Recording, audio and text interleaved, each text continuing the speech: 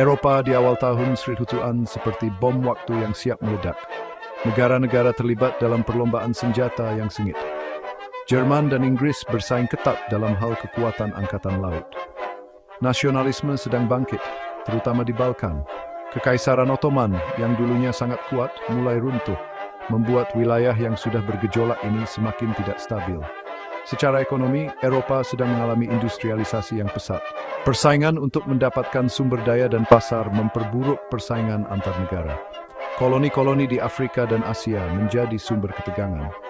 Keinginan untuk membangun kerajaan dan kepercayaan akan superioritas bangsa semakin memicu ketidakpercayaan dan permusuhan. Dalam suasana saling curiga dan bermusuhan ini, terbentuklah jaringan aliansi yang rumit.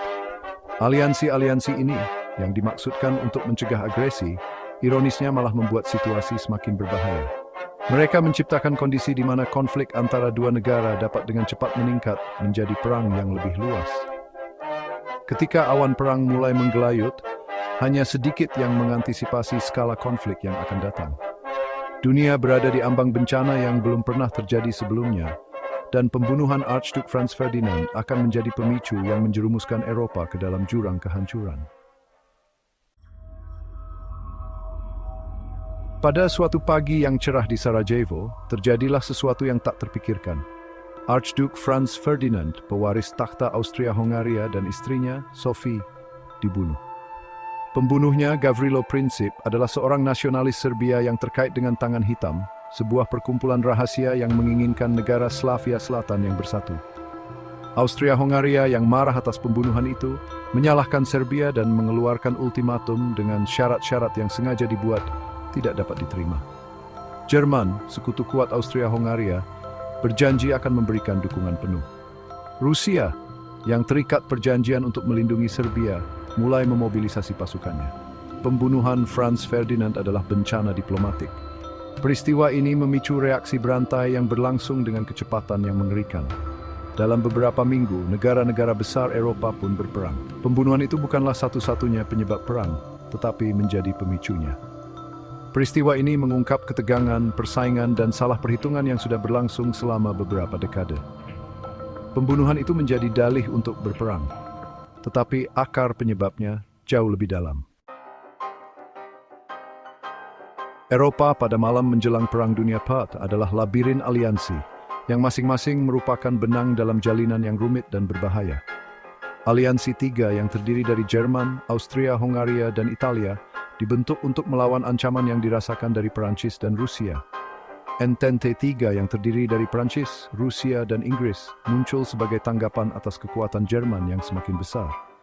Aliansi-aliansi ini yang dimaksudkan untuk menjaga perdamaian justru membuat perang menjadi lebih mungkin terjadi. Mereka menciptakan situasi di mana serangan terhadap satu negara dianggap sebagai serangan terhadap semua. Sistem aliansi mengubah konflik regional di Balkan menjadi perang global. Ketika Austria-Hongaria menyatakan perang terhadap Serbia, Rusia memobilisasi pasukan untuk mendukung Serbia. Jerman, yang terikat oleh perjanjiannya dengan Austria-Hongaria, mendeklarasikan perang terhadap Rusia. Perancis, yang terikat oleh aliansinya dengan Rusia, mendeklarasikan perang terhadap Jerman. Inggris, setelah Jerman menginvasi Belgia yang netral, mendeklarasikan perang terhadap Jerman. Sistem aliansi yang dirancang untuk mencegah agresi justru berdampak sebaliknya. Sistem ini menciptakan efek domino, menyeret satu negara demi satu ke dalam jurang perang.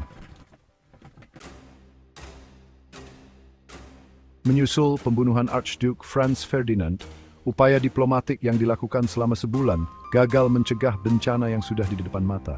Jerman, yang didukung oleh aliansinya dengan Austria-Hongaria, mengambil sikap agresif.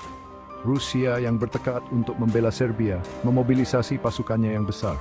Austria-Hongaria dengan dukungan Jerman mengeluarkan ultimatum kepada Serbia yang dirancang untuk ditolak. Ketika Serbia gagal memenuhi semua tuntutan, Austria-Hongaria mendeklarasikan perang. Jaringan aliansi yang rumit mulai terurai menyeret kekuatan besar ke dalam konflik. Jerman yang menerapkan rencana Schlieffen melancarkan serangan mendadak ke Perancis melalui Belgia yang netral. Tindakan ini melanggar kenetralan Belgia dan membuat marah Inggris, yang kemudian mendeklarasikan perang terhadap Jerman. Dalam hitungan minggu, negara-negara besar Eropa pun berperang. Dunia menyaksikan dengan tidak percaya ketika Eropa yang dianggap sebagai pusat peradaban jatuh ke dalam kebiadaban. Perang yang diyakini banyak orang akan berakhir dalam hitungan minggu ini ternyata berlangsung selama 4 tahun yang panjang, menewaskan jutaan orang dan mengubah peta Eropa.